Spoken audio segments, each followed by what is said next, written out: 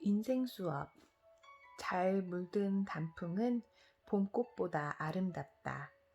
법륜 지음, 유근택 그림. 프롤로그. 인생의 황금기는 지금이다. 젊을 때는 시간이 지루할 만큼 안 가는데 나이가 들면 시간이 아주 빨리 간다고 느낍니다. 같은 시간인데 왜 다르게 느껴질까요?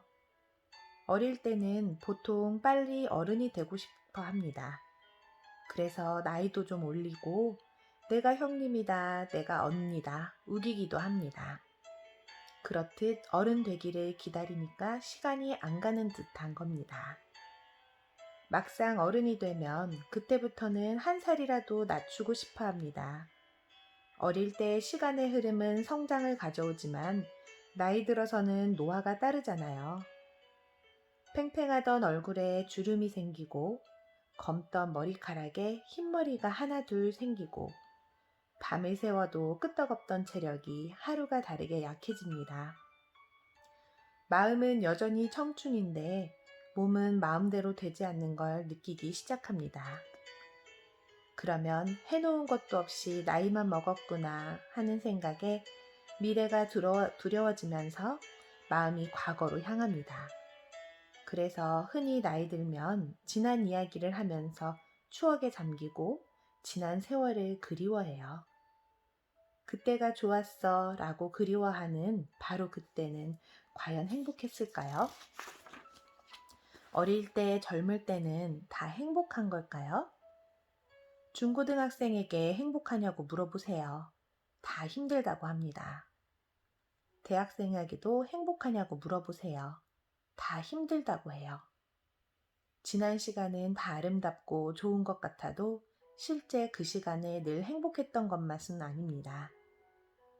후회는 지금의 나, 지금의 생활에 만족하지 못하는 데서 비롯합니다. 한 여론조사에서 10대부터 50대까지 인생에서 가장 후회되는 게 무엇인가요? 하고 물었을 때 세대와 상관없이 1위가 바로 공부 좀 할 걸 이었다고 합니다. 그러니까 그때 놀지 말고 공부했다면 지금 훨씬 더 잘 살 거라고 생각하는 겁니다. 그처럼 우리는 늘 후회하며 과거에 연연해야 합니다. 그때 이걸 알았더라면, 이런 선택을 했더라면 하고 인생 극장의 시나리오를 쓰면서 지난 선택을 후회하고 지금의 모습을 초라하게 여깁니다. 되돌릴 수 없는 과거에 매이면 현실은 늘 괴롭고 불만스러울 수밖에 없습니다. 그럼 인생을 후회 없이 행복하게 사는 비결은 무엇일까요? 바로 10대는 10대에 충실하고 20대는 20대에 충실한 겁니다. 10대에 충실한 것은 무엇일까요? 10대는 공부에만 매진하면 됩니다. 어른이 되면 늘 책임져야 하고 밥벌이를 해야 하는데 10대에는 공부만 해도 되고 그것만 잘하면 칭찬까지 받잖아요. 인생에서 그런 시간이 2번 오지 않는데 그때는 그걸 모르고 힘들어합니다. 20대가 되면 연애하면서 설렘도 맛보고 가슴앓이도 합니다. 이것은 청춘이 누릴 수 있는 특권이에요. 설사 실패해도 그 경험 덕분에 사람에 대한 이해가 깊어지고 삶도 성숙해집니다. 그런데 이 과정이 힘들다고 빨리 나이 들어 이런 가슴 아픈 일을 겪지 않았으면 좋겠다고 생각합니다. 그 시기에는 늘 힘들고 괴로워하지만 지나고 보면 그래도 그때가 좋았다고 그리워합니다. 지금 40, 50대가 나이 들었다고 한탄하는데 한 20, 30년 지나고 보면 바로 지금 시절이 한창 되었음을 알게 됩니다. 지금 60, 70대가 나이 들었다고 서러워하는데 10년 지나면 또 내가 10년만 젊어도 하면서 그때를 그리워합니다. 이렇듯 늙었다는 건 상대적인 겁니다. 청춘인 고3이 고2에게 심부름을 시키면서 이렇게 말하잖아요. 젊은 내가 해라. 늙은 나는 쉴란다. 아이가 어른을 흉내내며 현재를 살지 못하는 것도 또 젊은 사람이 험난한 세상살이가 힘들다고 나도 빨리 나이 들었으면 좋겠다고 생각하는 것도 늙어서 젊을 때가 좋았다고 젊음을 부러워하는 것도 지금 주어진 행복을 제대로 보지 못하는 어리석음 때문입니다. 그러니까 젊은 사람은 젊으니까 힘도 있고 꿈도 가질 수 있어서 정말 좋구나. 또 나이 든 사람은 인생 경험을 많이 했더니 이해의 폭이 넓어지는구나. 이렇게 자기를 긍정하고 현재 삶을 더 좋게 만들어 가야 합니다. 어릴 때는 어린 대로, 젊을 때는 젊은 대로, 늙으면 늙은 대로 좋은 사람은 평생 행복하게 삽니다. 과거에 연연하지 않고 미래를 두려워하지 않고 지금을 충실히 살면 그 사람은 늘 인생의 황금기를 사는 거예요. 그러면 나이가 들어도 서글프지 않고 인생의 마지막 순간까지 행복하게 살 수 있습니다. 그런데 오늘 우리가 나이 들어가면서 후회하고 만족하지 못하고 불행한 것은 세상에서 추구하는 가치에 휘둘려 자기 중심을 잡지 못하는 데 있습니다.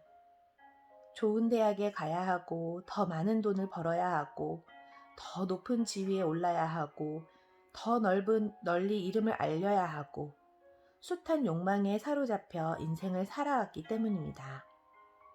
이제 내 중심을 잡고 인생의 문제를 해결하려면 지금까지 삶이 우선순위였던 재물, 출세, 명예, 건강 등에 대한 욕구를 뒤로 돌려야 합니다. 이 욕구들이 앞을 가로막고 있어서 그것을 해결하기 급급해서 정작 중요한 것이 보이지 않았던 겁니다. 그 욕망들을 내려놓아야 그 순간 눈이 열리고 어떻게 해야 행복해지는지 비로소 인생의 길이 보이기 시작합니다. 마치 영원히 살 것처럼 오늘을 허투루 보내고 있지는 않은지 자신을 돌아보세요. 죽음의 순간은 언제 올지 알 수 없기 때문에 오늘 최선을 다해야 하고 그 마음을 잃지 않아야 내일 죽어도 후회 없는 인생을 살 수 있습니다. 세상에서 추구하는 성공과 상관없이 스스로 만족하는 삶을 살아갈 때 그것이 바로 좋은 인생입니다. 늘 오늘의 삶이 만족스러우면 그게 곧 행복한 인생이지요. 법륜 1장. 지금 당신은 행복합니까? 왜 사느냐 다시 묻고 싶을 때. 사람은 왜 살아야 합니까? 젊을 때 많이 하는 질문입니다. 그리고 또다시 묻는 시기가 있습니다. 40대, 50대 혹은 갱년기에 접어들어 사는 게 뭔가, 대체 인생이란 무엇인가 하는 회의가 들면서 다시 묻게 됩니다. 그런데 이 질문에는 답이 나올 수가 없습니다. 삶이 왜라는 생각보다 먼저이기 때문이에요. 즉, 존재가 사유보다 먼저 있었기 때문이죠. 살고 있으니 생각도 하는 건데 왜 사는지를 자꾸 물으니 답이 나올 수가 없습니다. 내가 태어나고 싶어서 태어난 게 아니라 이미 태어나 있었습니다. 한국 사람이 되고 싶어서 된 게 아니라 이미 한국 사람이 되어 있었습니다. 그런데 내가 왜 한국 사람이 됐지? 이렇게 물으면 답이 나오지 않습니다. 그런데도 자꾸 그런 생각을 하면 이렇게 삶의 의미도 모르고 살아서 뭐해 라는 생각이 들기도 합니다. 이처럼 왜 사는가를 계속 묻다 보면 자살과 같은 부정적인 생각으로 흐르기가 쉽습니다. 그래서 이제 생각을 바꾸어야 합니다. 메뚜기도 살고 다람쥐도 살고 토끼도 사는구나. 나도 살고 저 사람도 산다. 모두 살고 있는데 그럼 어떻게 사는 게 좋은 걸까? 즐겁게 사는 게 좋을까? 괴롭게 사는 게 좋을까? 즐겁게 사는 게 좋다.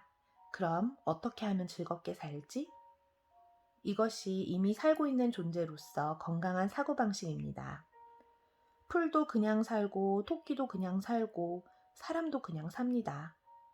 또 때가 되면 죽습니다. 살고 싶어서 살고 죽고 싶어서 죽는 게 아니라 삶은 그냥 주어졌고 때가 되면 죽는 거예요. 결국 주어진 삶에서 내가 선택할 수 있는 것은 괴로워하며 살 것인가, 즐거워하며 살 것인가의 문제입니다. 그리고 왜 살아야 하는가 라는 질문 속에서 나는 특별하다는 생각이 숨어 있습니다. 나는 특별하다. 그래서 특별한 인생을 살아야 한다. 그런데 그러지 못해서 괴롭다. 나의 삶에 특별한 의미를 부여하고 그에 맞게 인생을 살아야 한다는 부담을 스스로 갖는 겁니다. 그런데 길가에 자라난 풀 한 폭이나 산에 살고 있는 다람쥐나 인생살이나 다 똑같습니다. 자기 자신은 스스로 특별한 줄 알지만 사실은 별거 아니에요. 아무리 잘난 척해도 100일만 안 먹으면 죽고 코가 막혀 10분만 숨을 못 쉬어도 죽습니다. 그래서 자신을 특별한 존재라고 생각하지 않는 게 굉장히 중요합니다. 그러면 특별해져야 한다는 부담 없이 가볍게 살아갈 수 있고 어떤 사람을 만나든 어떤 일을 하든 편안하게 할 수 있습니다. 내 인생의 주인은 바로 나예요. 그래서 내가 내 인생을 행복하게 할 책임도 있고 권리도 있습니다. 그런데 자꾸 이런저런 이유를 붙여서 자신을 괴롭히면 행복해야 할 내 인생을 내가 내팽개치는 것과 같습니다. 그러니까 왜 사느냐는 질문으로 삶의 시비를 거는 대신 어떻게 하면 오늘도 행복하게 살까를 생각하는 것이 삶의 에너지를 발전적으로 쓰는 길입니다.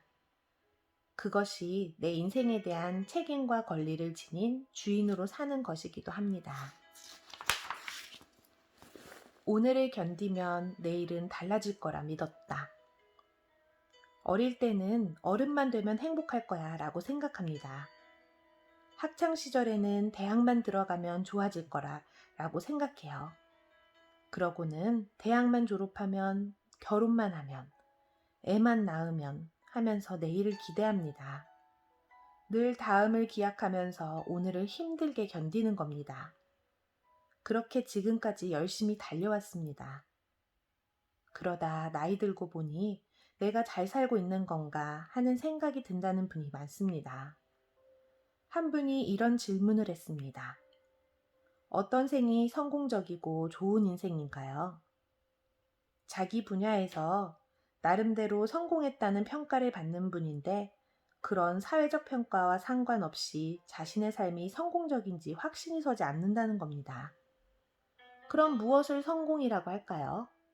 먼저 자신이 원하는 것을 이루면 성공이라고 할 수 있는데 대부분의 사람들은 돈을 많이 벌면 성공이라고 생각합니다. 그리고 지위, 권력, 인기를 얻으면 성공이라고 생각해요. 그런데 이와 같은 성공은 상대적인 가치입니다. 부자도 상대적이어서 재산이 1,000만 원밖에 없는 사람들 속에서 재산이 1억 원인 사람은 부자 소리를 듣습니다. 그런데 재산이 10억 원인 사람들 속에서 1억 원이 있는 사람은 가난뱅이 소리를 들어요. 어떤 사람과 비교하느냐에 따라서 상대적으로 부자다, 가난하다가 결정되는 겁니다. 지위도 마찬가지입니다. 군대에서 소대장이 병사들과 있으면 지위가 높지만 중령과 있으면 지위가 낮은 축에 들어갑니다. 어떤 지위에 있는 사람과 비교하느냐에 따라 그 사람의 지위가 달라지는 겁니다. 이런 성공은 영원할 수가 없습니다. 누구나 다 성공하고 싶기 때문에 실패한 사람도 자기 나름대로 또 노력해서 성공하려고 합니다. 마치 시속게임처럼 내가 올라갈 때는 성공이라 하지만 다음에 내려가면서는 실패하는 형국이 됩니다. 이렇듯 지속되지 못하는 일시적인 성공을 진정한 성공이라고 할 수 있을까요? 돈의 경우도 그렇습니다. 목표했던 돈을 다 모으면 소원이 없을 거라고 생각합니다. 그래서 돈이 없는 사람은 돈이 있는 사람들을 보면 무슨 걱정이 있겠느냐고 생각합니다. 그럼 돈 있는 사람들은 근심 걱정이 없을까요? 어쩌면 돈이 있는 사람들이 더 근심 걱정이 많을 수도 있습니다. 자기 돈을 지키느라 걱정하고 또 자기보다 많이 가진 사람과 비교해서 부족함을 느끼기 때문입니다. 그래서 논 99마지기 가진 사람이 한 마지기 가진 사람에게 논을 달라고 한다는 옛말이 있습니다. 99마지기 가진 부자가 100마지기를 채우려고 한 마지기 가진 사람 것을 가지려 한다는 겁니다. 또 세상에서 추구하는 성공은 남의 평가와 본인이 느끼는 것이 다를 때가 있습니다. 남으로부터는 성공했다고 평가받을지 몰라도 자신의 삶은 피폐해진 경우가 많습니다. 그래서 나이 들어 늙거나 병들었을 때 내 인생은 참 보람 있었다. 다시 태어난다 해도 그 일을 하겠다는 것보다는 지나온 삶이 허망하다 할 때가 더 많습니다. 그래서 내가 공연히 쓸데없는데 인생을 낭비했구나 후회하는 경우가 많습니다. 그럼 진정으로 성공적인 인생, 좋은 인생이란 어떤 걸까요? 세상에서 추구하는 성공과 상관없이 자기가 만족하면 좋은 인생입니다.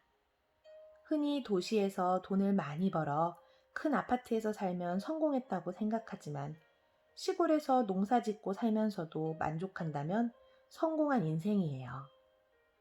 나는 참 행복하다. 좋은 공기 마시고 깨끗한 물 마시고 오염되지 않은 농산물 먹고 자유롭게 일하니. 그러니까 행복을 내일로 미루지 않고 오늘 자기 삶에 만족하면 잘 사는 겁니다.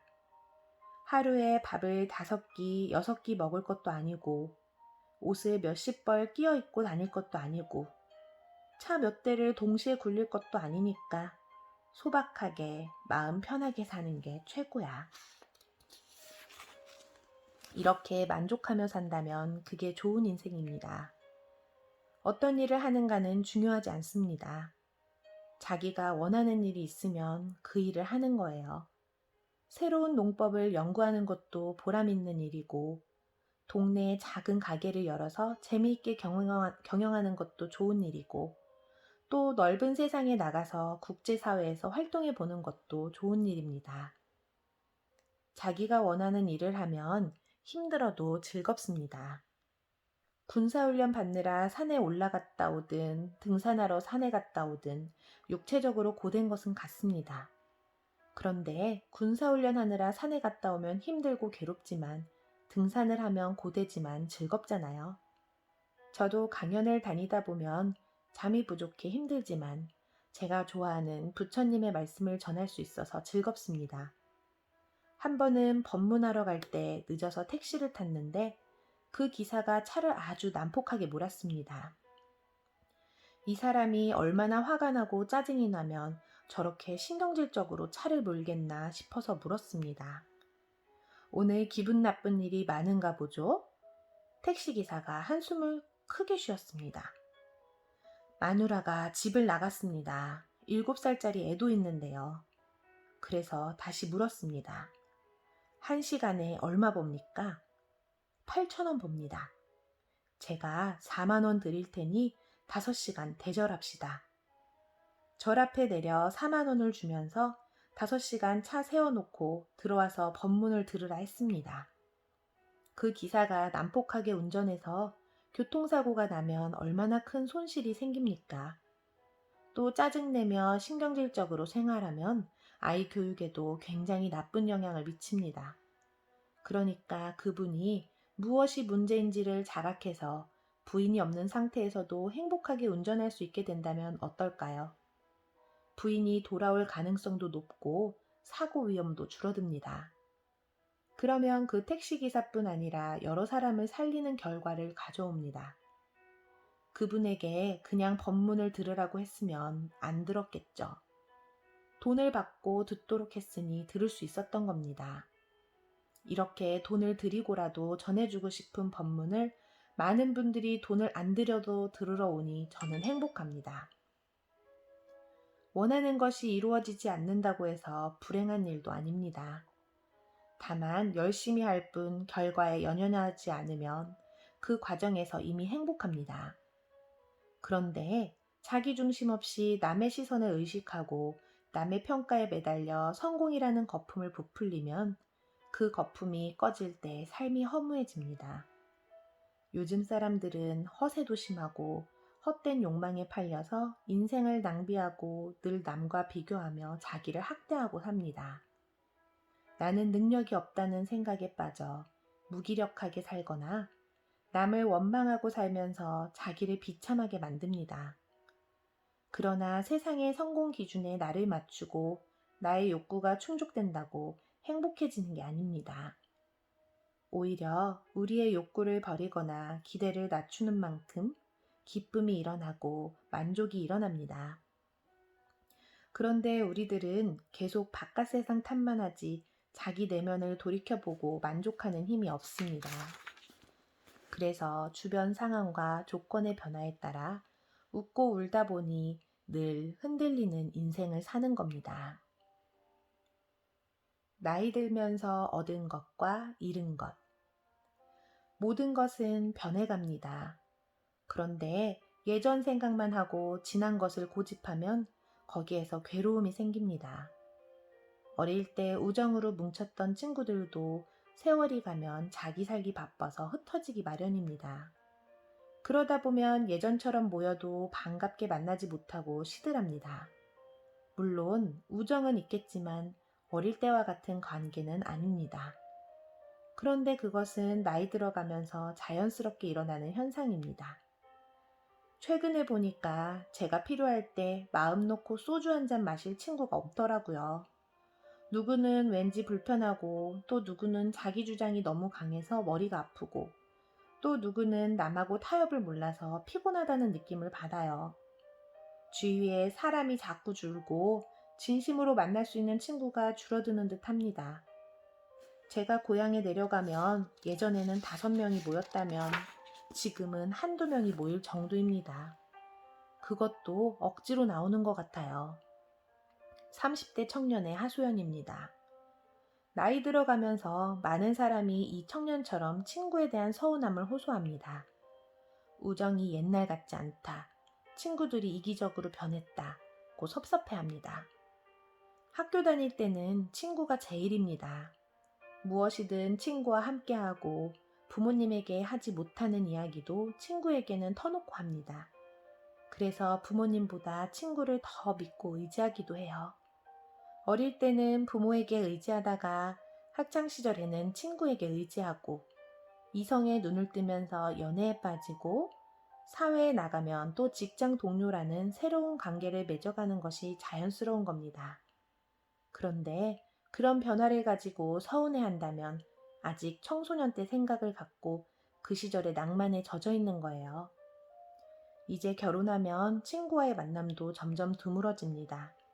부인의 눈치를 봐야 하니까 친구에게 술 한잔 사기도 힘들어집니다.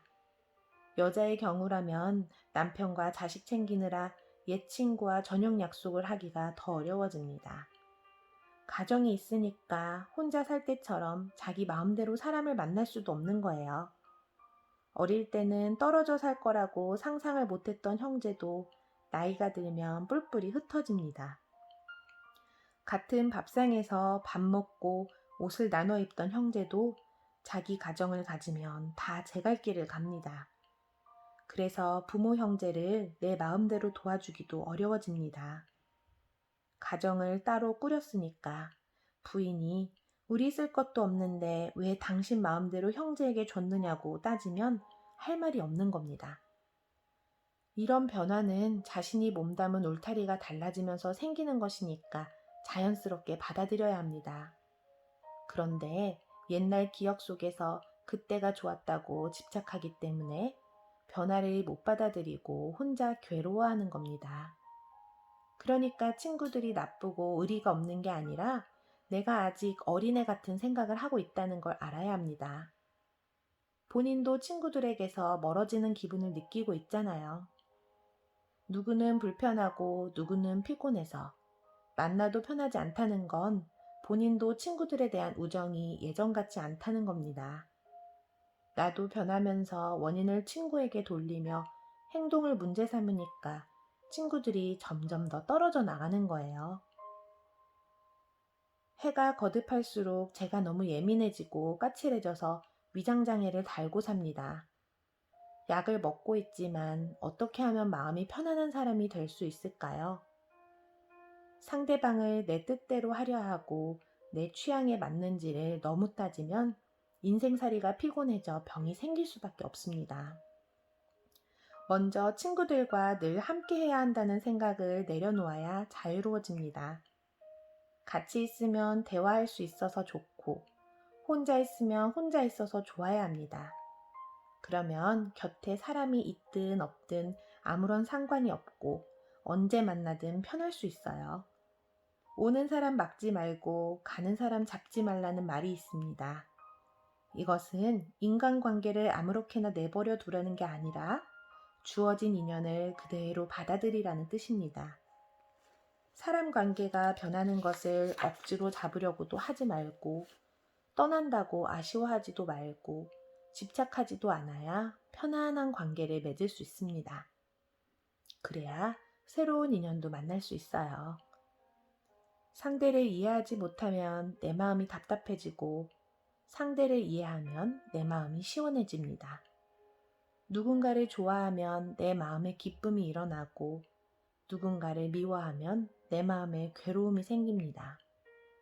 그런데 우리는 너무나 오랫동안 부정적으로 마음을 쓰다 보니 상대를 이해하기보다 내 생각을 고집하기 때문에 원망하고 미워하는 마음을 내는데 익숙합니다.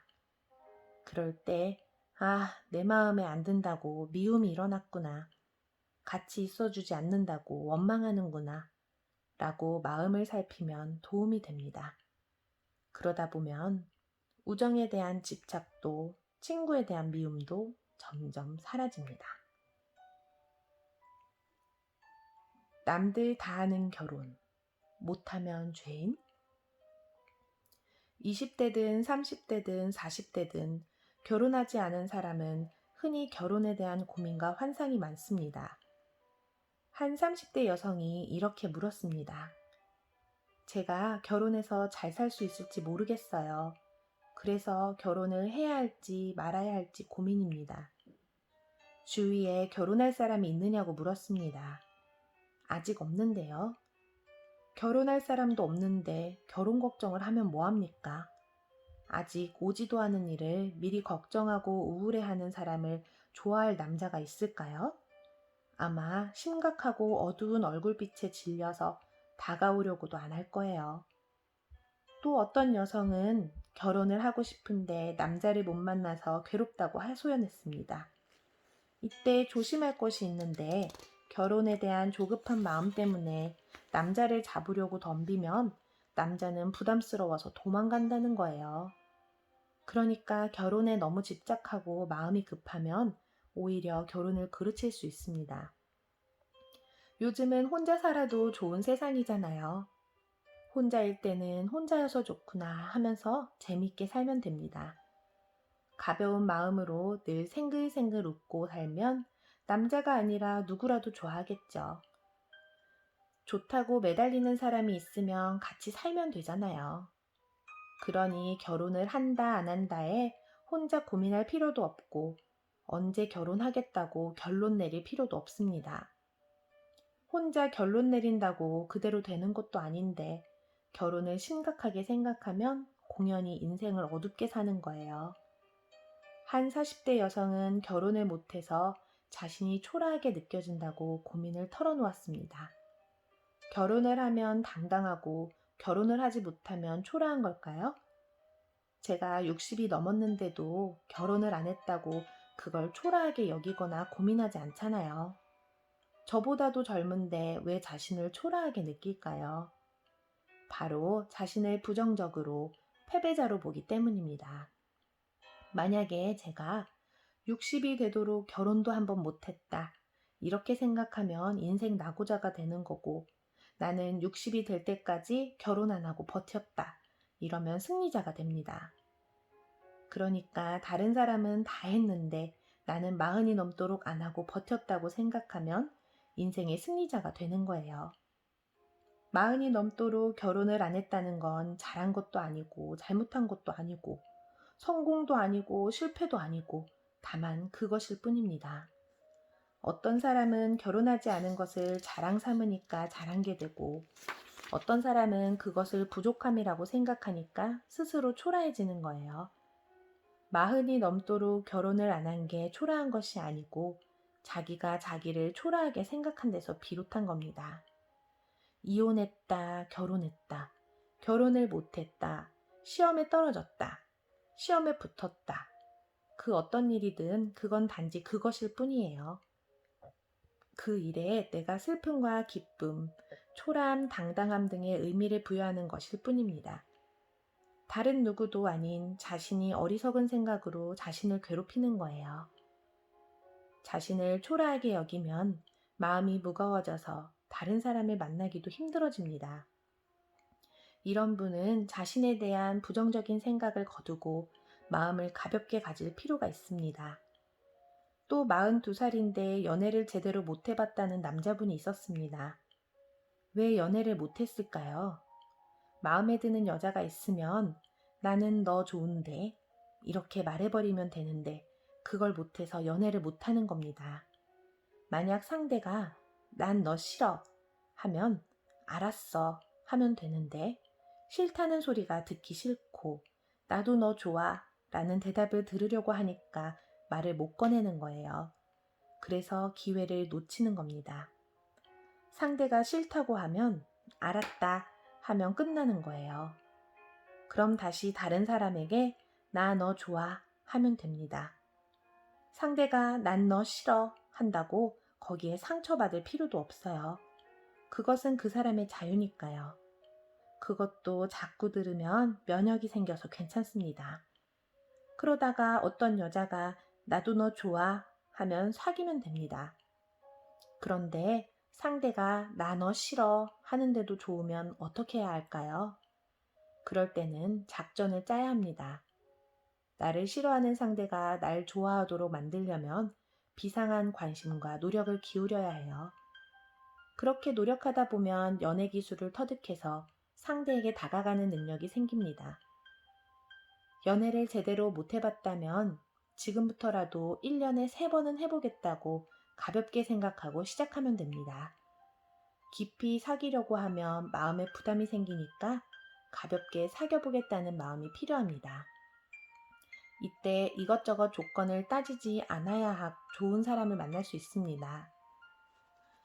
결혼을 해봤던 사람도 상관하지 않고 위아래로 10살 정도 개방을 하면 만날 수 있는 상대가 많아집니다. 너무 조건과 틀에 맞춰서 고르지 말고 마음을 열고 사람들을 대해야 좋은 인연을 만날 수 있다는 겁니다. 요즘 여성들은 사회활동으로 결혼을 늦게 하는 경우도 있고 자기 일이 있을 때는 결혼에 대한 생각이 크지 않다가 나이 들어서 결혼을 생각하는 경우도 있습니다. 58세인데 혼자 사는 외로움 때문에 폭식을 하는 것 같고 지금이라도 결혼하고 싶은데 괜찮을지 물은 분이 있었어요. 결혼에는 정년기가 따로 없습니다. 58세가 됐는데 외로움을 탄다면 결혼을 해도 됩니다.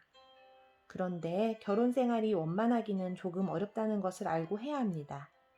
혼자 살아온 습관이 너무나 오래 몸에 배웠기 때문에 나이 들어서 남과 같이 사는데 적응하기가 쉽지 않습니다. 결혼하기 전까지는 자기 하고픈 대로 살았지만 결혼하면 상대에 맞춰야 하잖아요. 외로움은 해소될지 몰라도 생활을 같이 하다 보면 불편한 점이 생기게 마련입니다. 그런 면에서는 결혼하는 걸 꼭 추천하고 싶지 않지만 하고 싶으면 해도 괜찮습니다. 결혼 한 번 하고 3일 살다가 헤어지더라도 일단 해보면 결혼에 대한 미련이 끊어질 거 아니에요. 그런데 한 번도 안 해보면 계속 결혼에 미련을 갖기 때문에 한 번 해보고 상황을 봐서 정리해도 된다는 겁니다. 왜 스님이 결혼을 가볍게 얘기하지? 이런 의문이 생길 수도 있을 거예요. 40전에 결혼을 하면 자녀가 생기기 때문에 20년을 책임질 생각을 하고 결혼해야 합니다. 하지만 50세가 넘으면 아기 낳을 일은 없잖아요. 그러니까 결혼에 미련이 있으면 해보고 아니면 헤어져도 괜찮다는 겁니다. 수행을 통해서 미련을 떨칠 수도 있지만 실제로 해보고 미련을 떨치는 것도 좋은 방법입니다. 그리고 외로움의 문제라면 꼭 결혼을 해야 돼 해결하는 건 아니에요. 공동체 생활을 하면서 가족처럼 같이 밥 먹고 같이 일하면서 외로움을 극복할 수 있습니다. 따로 집을 가지고 있더라도 퇴근해서 봉사활동을 하고 10시나 11시까지 일하다가 집에 들어가는 생활도 좋습니다. 사실 그런 생활을 하기 힘들면 결혼 생활도 하기 어렵습니다. 외로워서 결혼했는데 막상 하고 보니 자기 시간이 없다고 갈등하는 경우가 생기거든요. 외로움은 없어지는데 도무지 내 시간이 없다, 너무 정신이 없다면서 괴로워할 수 있습니다. 그것도 같이 살기 때문에 오는 문제가 아니라 혼자 살다 함께 사는 데서 오는 반작용이에요. 그러니까 결혼을 하기 전에 함께 사는 생활도 경험해 보면서 스스로 조율을 해야 합니다. 어느 것이 옳다는 건 없어요. 결혼을 하든 안 하든 이런 문제도 있고 저런 문제도 있습니다. 중요한 것은 후회를 남기지 않는 겁니다. 그러니까 혼자 사는 생활과 함께 사는 생활을 다 경험해 가면서 자기 마음을 정리하는 게 좋습니다.